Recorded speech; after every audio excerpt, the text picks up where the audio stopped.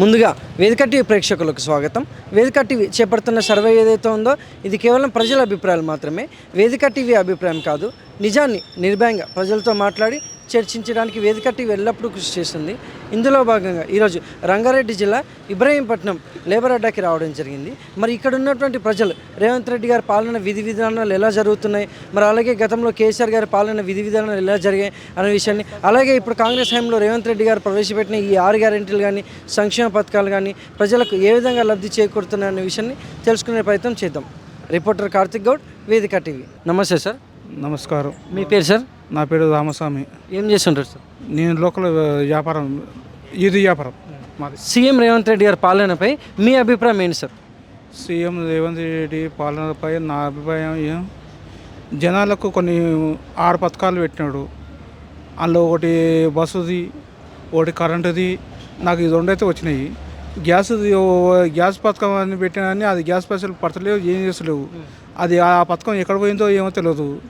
మళ్ళీ ఇంకోటి ఏదంటే ఇంట్లోకి అప్లికేషన్ పెట్టుకున్నాం. అది ఇంతకు 2-3 సార్లు ఇంకరికి వచ్చారు కానీ అది మళ్ళీ పెండింగ్ అనే పెట్టేసాడు. మళ్ళీ అది ఎంతవరకు వచ్చిందో అది కూడా తెలియదు.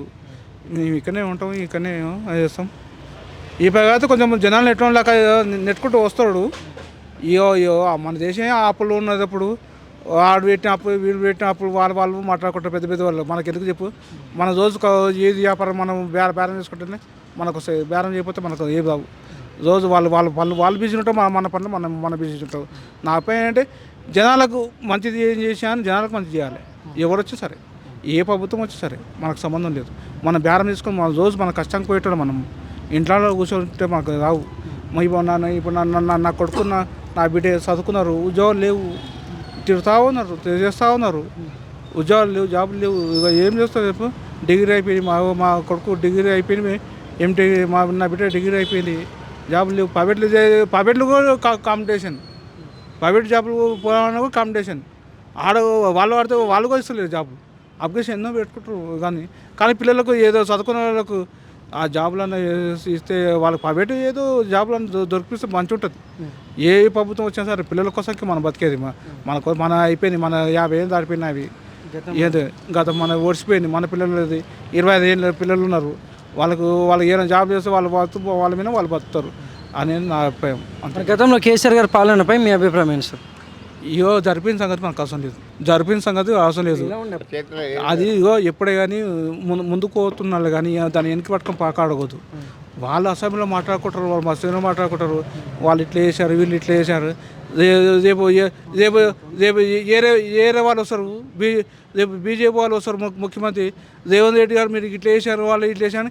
అసెంబ్లీలో ఇదే పరిష్కారం ఉంటుంది. వాళ్ళ మీద మీరు వాళ్ళ మీద తిడతారు. అంతేమించి ఏం లేదు. ఎందుకంటే మనం కష్టజీవులం కాబట్టి మనం ముందుకు పోవాలి. అంతే. అయిపోయిన దాని గురించి ఆలోచించకూడదు. అయిపోయిన దాని గురించి ముందుకు వెళ్ళిపోవాలి. ఏది కానీ ఏది పని ముందుకు వెళ్ళిపోవాలి. వెనక్కిపోయిన టైం మళ్ళీ ముందుగా అంటే రాదు. నాకు తెలిసింది అది చేసే పని ఏది చేసా అని ప్రజలకు మంచి చదువుకున్న పిల్లలకు ఏదైనా ఇప్పుడు చాలామంది చదువుకున్న పిల్లలు చాలామంది ఉన్నారు.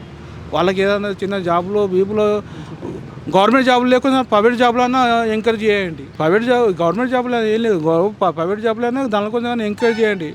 ఎందుకని మీరు కొన్ని కోటాలు పెడతారు, ఆ కోటాలు యువకొస్తావో ఏమో అర్థం కాదు. మాది బీసీ కోట కిందకి మాకు ఏవి ఆ జాబులో ఇప్పటికి నా బిడ్డ సంవత్సరం వచ్చింది, డిగ్రీ అయిపోయింది. నా కొడుకు 2 సంవత్సరాలుగా ఎన్ని దానిలో పెట్టుకున్నా ప్రైవేట్ దానిలో పెట్టుకున్నావో లేవు జాబులు, ప్రైవేట్ దానిలో వేసుకున్నావో జాబులు. Thank you sir. ఓకే. నమస్తే సార్. నమస్తే సార్. మీ పేరు సార్? మొహమ్మద్ ఇమ్రాన్. ఏం చేస్తుంటారు sir? Driving. CM Revanth Reddy గారి పాలనపై మీ అభిప్రాయం ఏంటి సార్? సీఎం రేవంత్ రెడ్డి మీద అభిప్రాయం ఏంటంటే చూడండి సార్, ఇప్పుడు చూస్తూనే ఉన్నారు మీరు అందరూ, ప్రభుత్వం మొత్తం చూస్తున్నారు, లోకం అంతా చూస్తున్నారు ఎలా ఉందో. ఇక మనం చెప్పేది ఏముంది, అలా థ్యాంక్ యూ అండి లెక్క ఉంది మొత్తం. ఇక మళ్ళీ వచ్చేసారి అయితే ఏముండదు ఛాన్సెస్. దేవుని దయ వల్ల మళ్ళా కారు వచ్చేస్తుంది అంబాసిడర్. ఎందుకని అంటే చూస్తూనే ఉన్నారు మీరు. ఇక నేను ఏం చెప్పాలి చిన్నగా లోకం మొత్తం తెలుసు. ఏడు దాకా వస్తుందో ఆడదాకా 100లా నాకైతే 99% మాదే, 1% వాళ్ళది, అంతే. వేరే ఏం లేదు, ముచ్చటనే లేదు ఇలా చెప్పేది. మరి గతంలో కేసీఆర్ గారి పాలనపై మీ అభిప్రాయం ఏంటి సార్? ఏదో చూద్దామని ఇచ్చిర్రు. ఇక ఆయన మొత్తం ఇచ్చినట్టు ఇచ్చి మొత్తం గుంజుకుండు.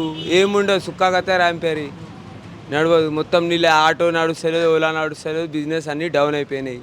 ఇక డ్రైవర్ ఇక ఆయన గిన నిల్లే ఉండు. ఏం చేస్తామన్న, కర్మ కాలినట్టు మనం వేసినట్టు అయిపోయింది. షాటు మంచిగా వండుదామంటే మొత్తం కాలిపోయింది, బిర్యానీ అన్నట్టు అయిపోయింది, అంతే. ఇక ఏమైనా ఉంటే ఇక చూడాలి, మనమే ప్రభుత్వం నడవాలంటే మన మీదనే ఉంది. ఏమైనా మనం ఒకసారి ఛాన్స్ ఇచ్చినాం, ఏం రాలే మనకు. ఇక చూడాలి ఏమవుతుందో దేవునికి తెలుసు. మరి ఇప్పుడు ఇక్కడ ఉన్నటువంటి ఎమ్మెల్యే గారు మల్రెడ్డి రంగారెడ్డి గారు ప్రజలకు ఏమైనా సమస్య ఉంటే వచ్చి పరిశీలిస్తుంటారా? ఇప్పుడు దాకా అయితే రోడ్డు మీద అయితే కనబడలే అన్న. ఇప్పుడు దాకా ఏం లేదు, కనబడే లేదు, ముచ్చటనే లేదు. Thank you sir.